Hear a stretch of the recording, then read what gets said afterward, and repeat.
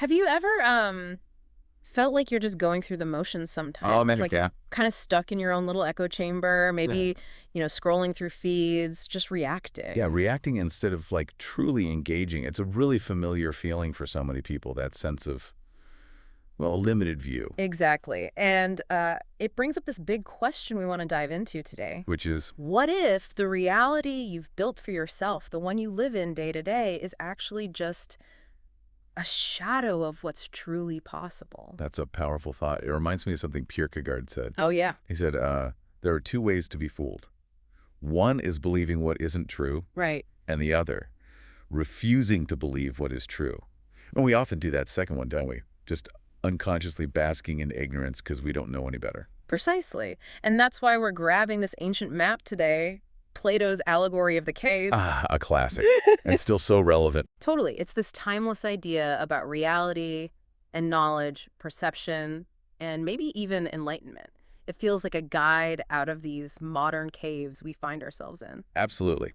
So our mission for this deep dive is to unpack that allegory. We'll look at how it connects to other stories, like Prometheus. And the hero's journey. Exactly. And see how these old ideas can maybe give us a roadmap, help us break free if we're feeling stuck or just running on autopilot. Okay, let's paint the picture then. Plato asks us to imagine these prisoners. Down in a cave, right? Deep underground. Yeah, totally cut off from the outside world. No contact.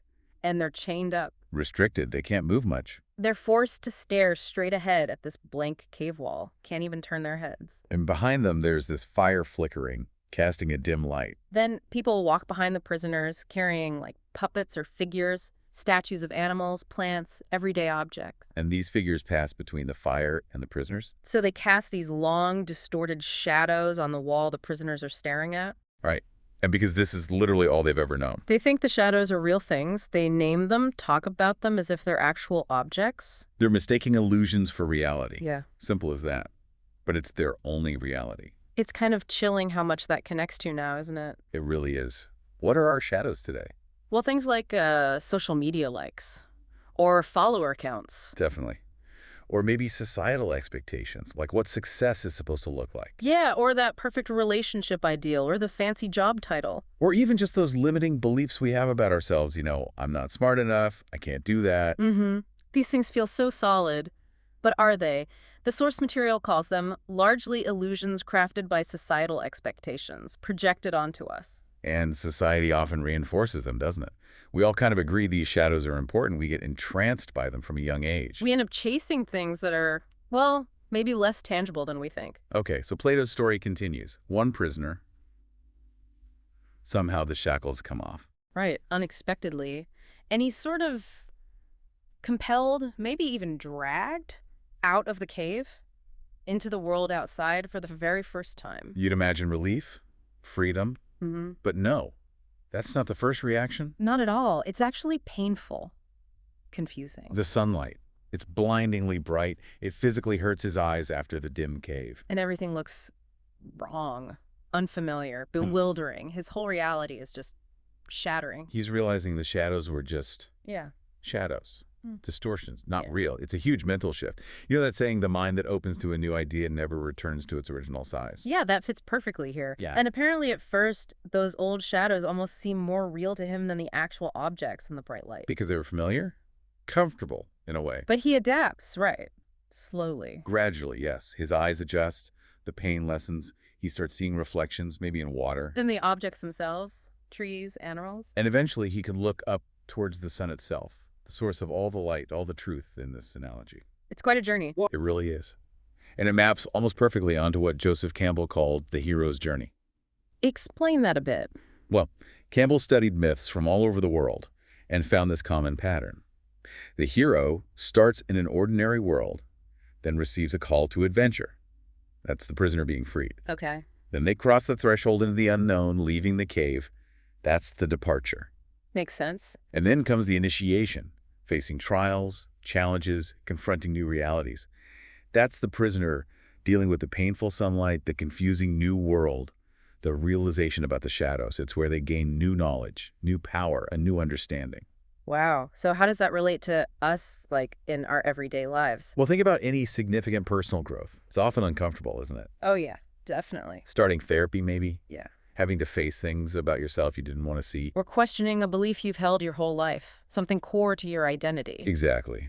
Or maybe leaving that safe job that feels soul-crushing but, pays the bills. hmm Stepping into the unknown is scary. So that feeling of discomfort, the confusion, the pain even, it's not necessarily bad. No. Plato and Campbell would argue it's proof of movement. It's the sign that you're actually on the journey, leaving the cave. It's transformative. As the source notes, the path can be tough, but the only ones ready to go onward are those who have passed through the gateway of experience. You have to go through the discomfort. You do. That's where the real learning happens. Okay, so our prisoner, he's seen the light. Literally, he understands the truth now. What does he do?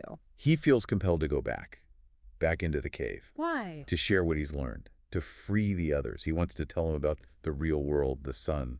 That sounds noble, but I sense a but coming. There's a big but. When he goes back down into the darkness, his eyes aren't used to it anymore. He can't see the shadows clearly now? Exactly. He stumbles around, he seems clumsy. And the other prisoners, they see this. And what do they think? They think his journey ruined him. They say he's come back imbecilic and blinded.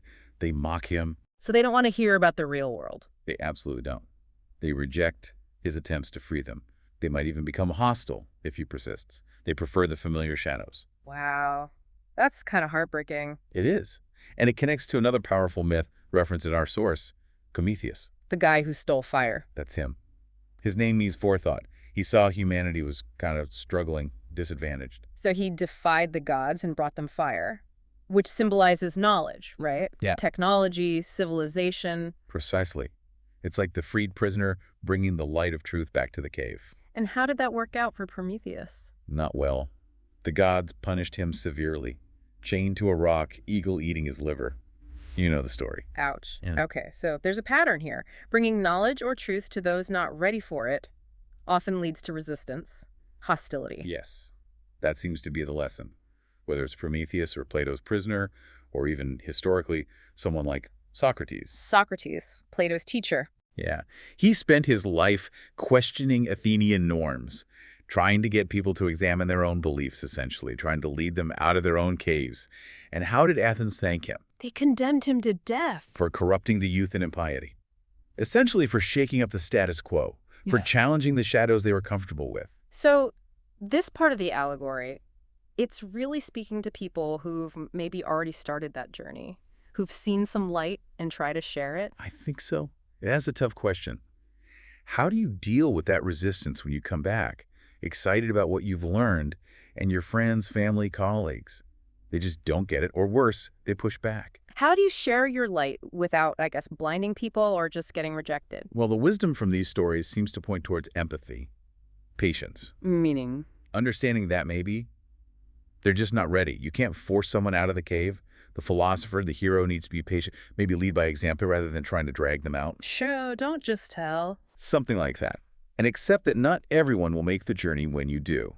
We see this theme everywhere, even in modern stories like The Matrix, right? Offering the choice, the red pill or the blue pill. The familiar illusion or the potentially painful truth. Exactly. It's a fundamental choice about facing reality. Okay, so wrapping this up, what's the big takeaway from Plato's cave for us right here, right now? I think the core message is that we all construct our own caves to some extent. We base our reality on information that might be incomplete or distorted, like shadows. But the path out exists. It's possible to see more, even if it's hard. Definitely. And maybe it's necessary. Remember Socrates, the unexamined life is not worth living.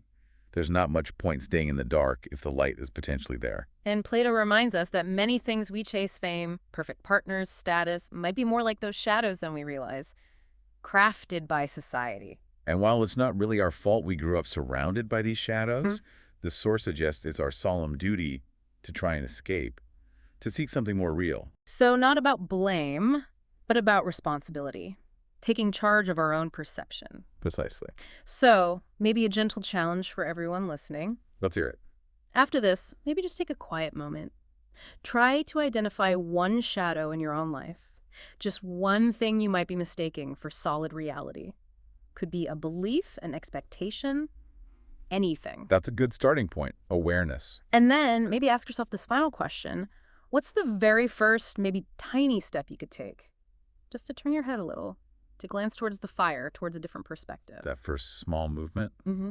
it can change everything. Absolutely. And remember, you're not alone on this kind of journey. Many of us are figuring this out too, trying to find our way towards clearer understanding. We're with you.